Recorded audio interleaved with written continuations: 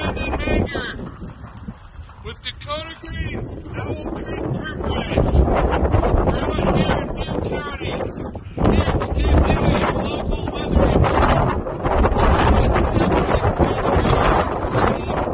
60% humidity inside the greenhouse. I am not inside the greenhouse. We are outside experiencing a blizzard. Also, I'd like to give a shout out to our sponsors, Hortitech greenhouses, for always keeping us warm. If you want to be like me and work winter long in South Dakota, you need the double bubble.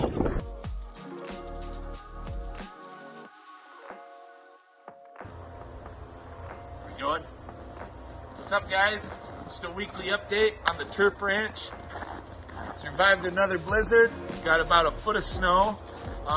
It was negative 10 yesterday. Wind wasn't too bad, but just feel like we got to do our due diligence in this industry and give shout outs and appreciation to where it belongs. Hortitech Direct, awesome structure. You make it possible for me to grow in South Dakota over the winter, which is really rad.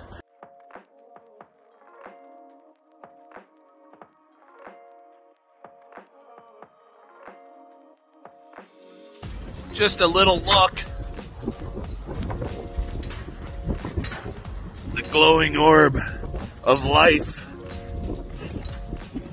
Not the only damn thing that's alive on the prairie is inside the two plastic fucking walls.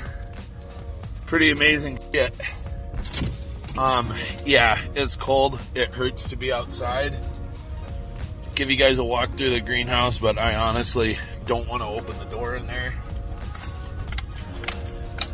It's just such a trip. Knowing that it's 70 degrees in there. So wild.